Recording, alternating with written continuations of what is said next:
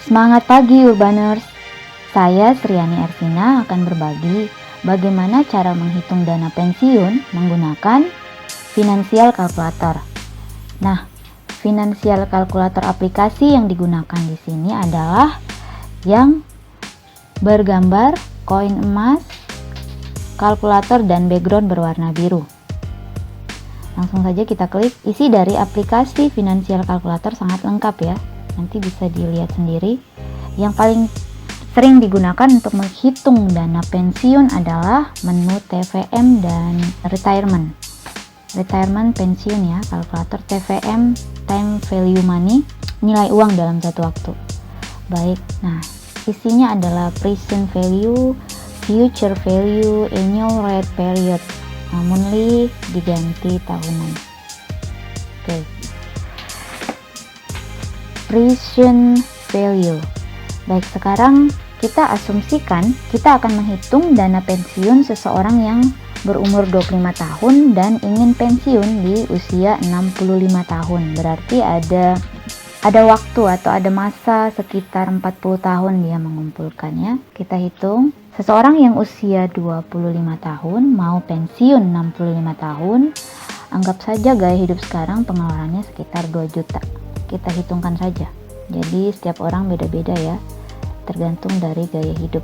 Actually pengeluaran bulanannya. Jadi 2 juta dikali 12 bulan dikali 40 tahun tadi, masa dari 25 menuju 65 sama dengan 960 juta. Ini dengan gaya hidup 2 juta per bulan, seseorang yang umur 25 yang ingin pensiun 65 tahun lagi, kalau dia konsisten dari sekarang menyisihkan pengeluarannya 2 juta tersebut, dia punya tabungan ketika umur 65 menjadi 960 juta yang bisa dipakai ketika usia pensiun tadi. Nah, 960 juta itu baru akan digunakan 40 tahun akan datang. Sesuaikah nilai tersebut di masa akan datang? Baik, kita hitung. Tiap tahun inflasi rata-rata 10%. Masanya tadi ada 40 tahun ya. Kita lihat nilainya dia akan datang di masa yang akan datang. Wow, menjadi 43 miliar. Banyak sekali ya, 43 miliar. Pertanyaannya, di instrumen mana kita bisa menyisihkan agar bisa mencapai 43 miliar di 40 tahun akan datang? Baik, kita hitung di menu retirement calculator. Anggaplah seseorang yang umur 25 tadi belum mempunyai aset apa-apa, rumah, tanah, dia masih muda dan 2 juta dihabiskan gitu saja ya. Nah, tadi 43 miliar dengan masa jangka waktu 40 tahun.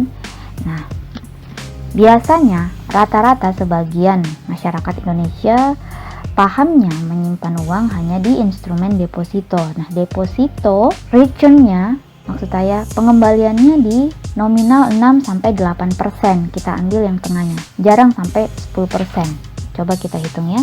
Kalau di nominal 7%, wow, orang tersebut harus menyisihkan kurang lebih 18 juta per bulan loh ya, per bulan. Sepertinya berat, dengan pengeluaran 2 juta saja dia harus punya 18 juta gitu ya, karena simpannya di instrumen deposito perbankan. Jika ada yang bertanya, kalau saya konversi dalam bentuk logam mulia, aset real tanah atau rumah, bisa, tapi aset real tersebut termasuk ke dalam objek pajak, pasti ada biaya tambahan dan proses liquidnya juga bisa lebih lama. Nah, di instrumen mana? Sekarang kita bisa hitungkan. Ada instrumen yang pengembaliannya, return rate-nya bisa sampai 15%. Nilai investasinya bisa sampai 15%. Coba kita hitung.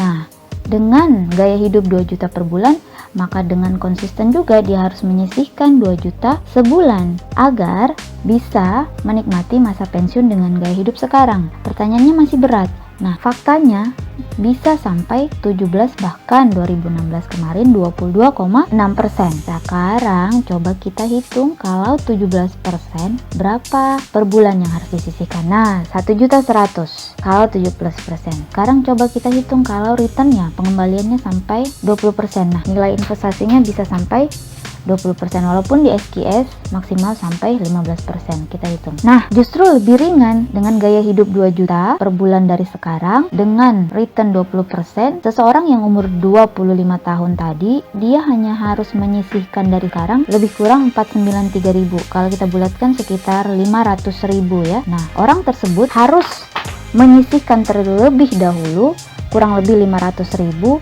agar 40 tahun akan datang dia bisa menikmati gaya hidup sekarang yang 2 juta per bulan, tabungannya bisa sampai 43 miliar. Nah, solusinya adalah di instrumen keuangan yang tepat. Keuntungannya dapat proteksi, kelebihannya nilai investasinya dikelola dan berkembang terus. Ini nanti kita bisa hitungkan lewat program SKS di Prudential. Bahkan kalau 40 tahun akan datang bisa lebih dari nominal yang kita sudah hitung di kalkulator finansial. Sangat jelas ya, jadi penentuan premi atau kontribusi bulanan bukan datang dari kita yang menghitungkan atau orang tersebut yang mengira-ngira. Jadi kita mengukur dari kebutuhan atau gaya hidup seseorang. Bisa saja umur 25 tapi gaya hidup bulanannya berbeda, atau dia bisa menyisihkan lebih besar dari itu. Pasti kebutuhan tabungannya di masa akan datang juga berbeda. Jadi sekali lagi penentuan premi kita hitungkan berdasarkan kalkulator finansial ini. Sangat jelas ya. Terima kasih sekali lagi. Sekian sharing singkat dari saya. Semoga berkah dan bermanfaat. Salam sukses.